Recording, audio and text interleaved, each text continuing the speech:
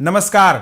आज की बड़ी खबर शेयर बाजार से। मार्च के महीने में भारी बिकवाली के बाद अप्रैल में बैंकिंग स्टॉक्स में हल्की रिकवरी जरूर दिखी, लेकिन अब जो रिपोर्ट्स सामने आई हैं उन्होंने निवेशकों की चिंता बढ़ा दी है।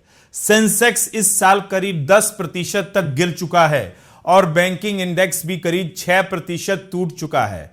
यानी दबाव साफ नजर आ रहा है और यह दबाव अब गहराता जा रहा है। अब समझिए असली खेल, और यह खेल घूम रहा है एक शब्द के आसपास, नेट इंटरेस्ट मार्जिन यानी NIM।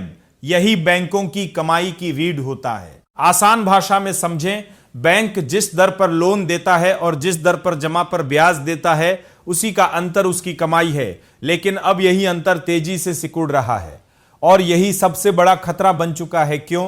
क्योंकि बैंकों की फंडिंग कॉस्ट बढ़ रही है, यानी पैसा जुटाना महंगा हो गया है। दूसरी तरफ डिपॉजिट की ग्रोथ धीमी पड़ गई है, यानी बैंक ज्यादा लोन तो दे रहे हैं लेकिन उनके पास सस्ता पैसा कम पड़ता जा रहा है।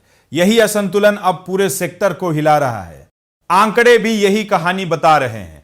दिसंबर 2025 की तिमाही में करीब 29 बैंकों में से सिर्फ 4 बैंक ही अपना NIM बढ़ा पाए, जबकि पिछले साल यह संख्या 10 थी। यानी ज्यादातर बैंकों की कमाई पर सीधा दबाव है।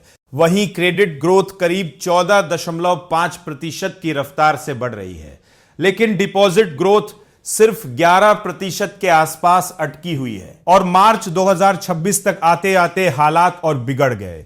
डिपॉजिट जुटाने की रफ्तार 2 साल के सबसे निचले स्तर पर पहुंच गई।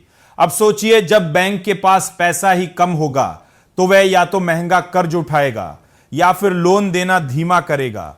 दोनों ही हालत में मुनाफा दबेगा और यही डर अब ब्रोकरेज हाउसेस को सता रहा है। जेम फाइनेंशियल ने तो साफ चेतावनी देते हुए बैंकिंग स्टॉक्स के टारगेट प्राइस में करीब 3% से लेकर 19% तक की कटौती कर दी है।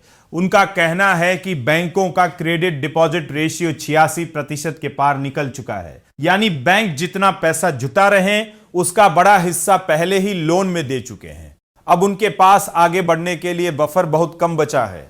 वहीं मोतीलाल ओसवाल ने भी आने वाले वर्षों के लिए कमाई के अनुमान घटा दिए हैं।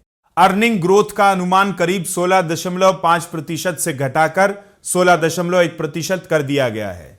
यानी संकेत साफ है, ग्रोथ धीमी पड़ सकती है। अब सबसे बड़ा सवाल, बैंक क्या करेंगे? क्या वे डिपॉजिट बढ़ाने के लिए ब्याज दरें और बढ़ाएंगे? अगर बढ़ाते हैं तो खर्च बढ़ेगा और अगर नहीं बढ़ाते तो लोन देने के लिए पैसा नहीं बचेगा। यानी बैंक इस वक्त सचमुच कुएं और खाई के बीच फंसे हुए हैं। तो निवेशकों के लिए क्या रणनीति होनी चाहिए? एक्सपर्ट साफ कह रहे हैं, अभी सतर्क रहना जरूरी है। जल्दबाजी में फैसला लेने से बचिए, क्योंकि बैंकिंग सेक्टर में आगे भी उतार चढ़ाव बना रह सकता है। तो कुल मिलाकर ऊपर से सब ठीक दिख रहा है, लेकिन अंदर ही अंदर दबाव बढ़ता जा रहा है। अब देखना यह है कि बैंक इस चुनौती से कैसे बाहर निकलते हैं, या फिर यह दबाव और गहरा होता है। आप क्या सोचते हैं? क्या बैंकिंग स्टॉक्स में अभी खतरा है या यह गिरावट खरीदारी का मौका बन सकती है? अपनी राय कमेंट में जरूर बताएं और ऐसी ही तेज, सटीक और असरदार खबरों के लिए हमारे टेकनेट इंडिया चैनल को अभी सब्सक्राइब करें। इस वीडियो को लाइक करें और अपने दोस्तों के साथ शेयर करना बिल्कुल न भूलें, क्योंकि सही जानकारी ही आपको बाजार में सबसे आगे रखती है। यह वीडियो सिर्फ एजुकेशनल मकसद के लिए है। इन्वेस्ट करने से पहले कृपया अपने फाइनेंशियल एडवाइजर से सलाह लें। नमस्कार, धन्यवाद।